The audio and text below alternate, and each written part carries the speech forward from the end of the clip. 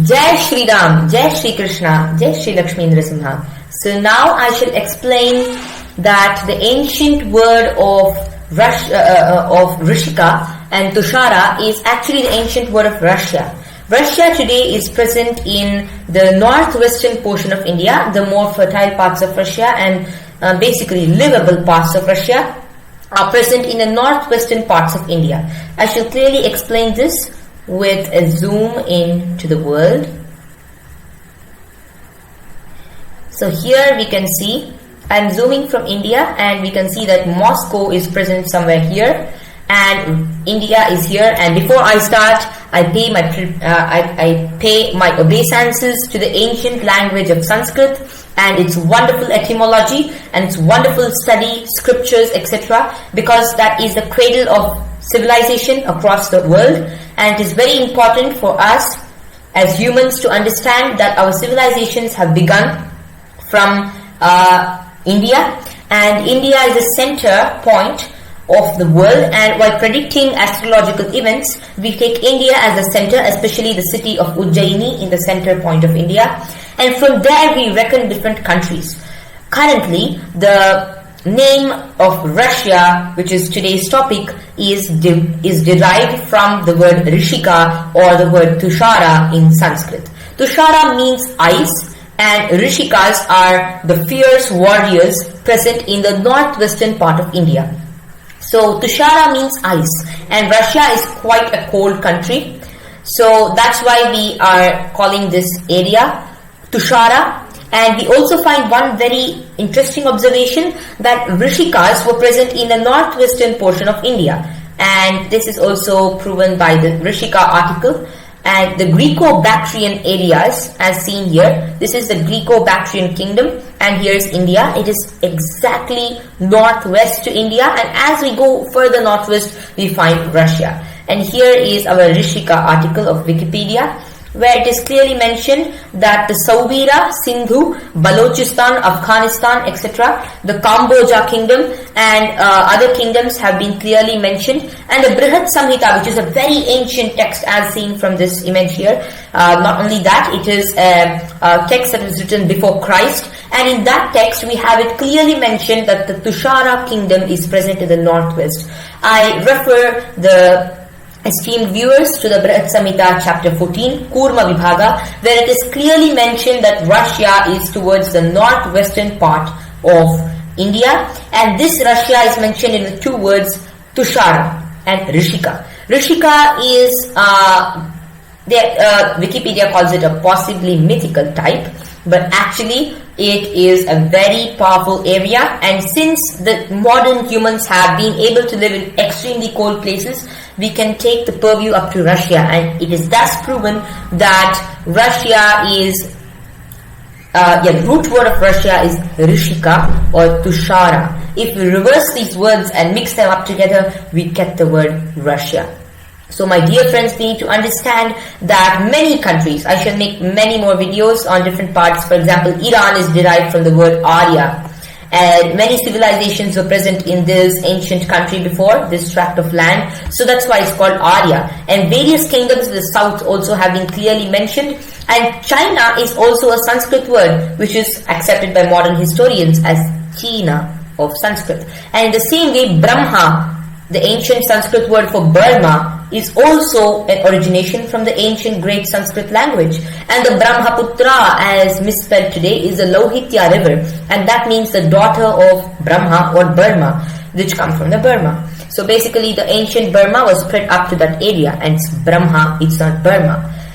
In the same way, we have various islands and countries mentioned across the globe, and I would request our esteemed viewers to study Sanskrit. It's a very amazing and wonderful language, and knowing this language one can explore various regions of knowledge and dive deeper into various spheres of knowledge and get to know more about the universe, not only the earth. We can go to various countries and we can know entirely about the universe.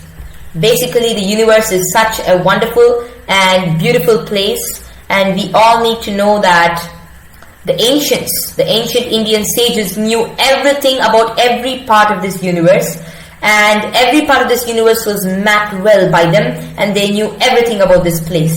So it's very important for us to take in their knowledge and understand what they used to mean in the past. It's a very wonderful science. The grammar of Sanskrit is something that has to be learned by everybody if they wish to know a lot about the world, about the wonderful world.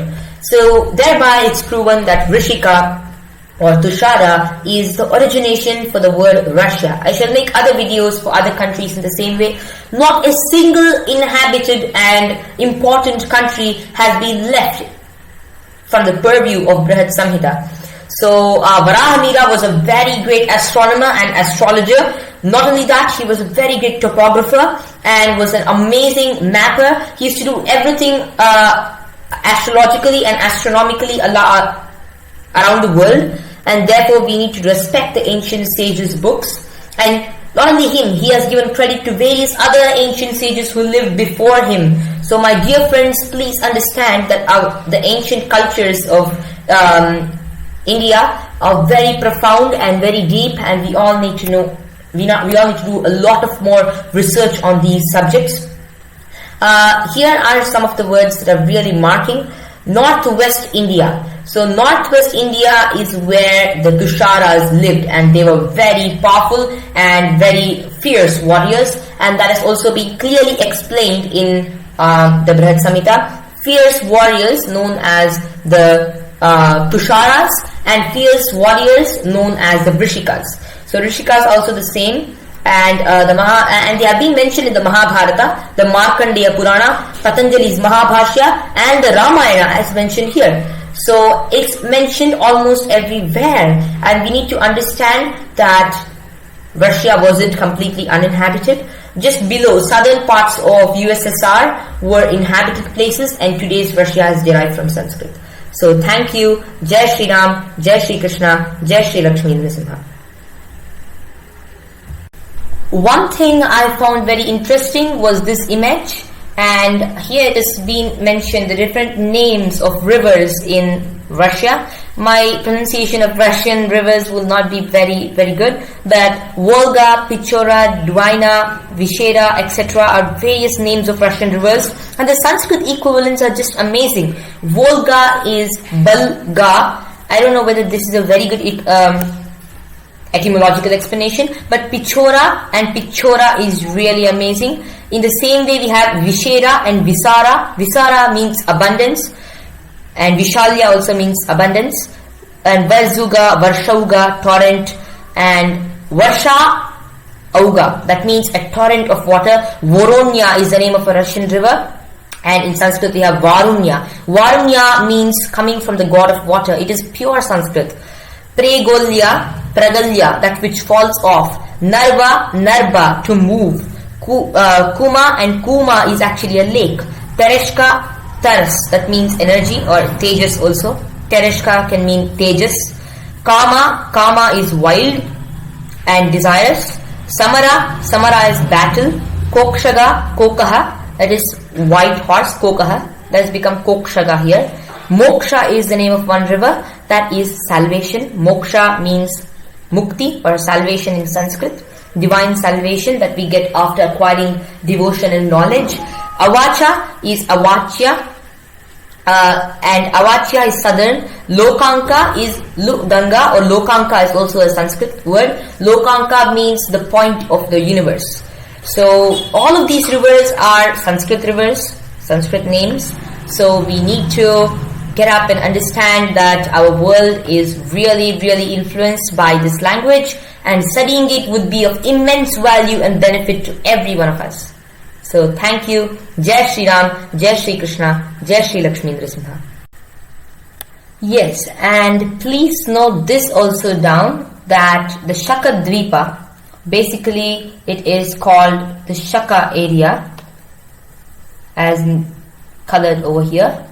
The Shaka area is the same place where Scythians used to live, and Scythians are on the modern southern Russia or Kazakhstan. Somehow the Rishikas are associated with Russia, and Russia is a Sanskrit name.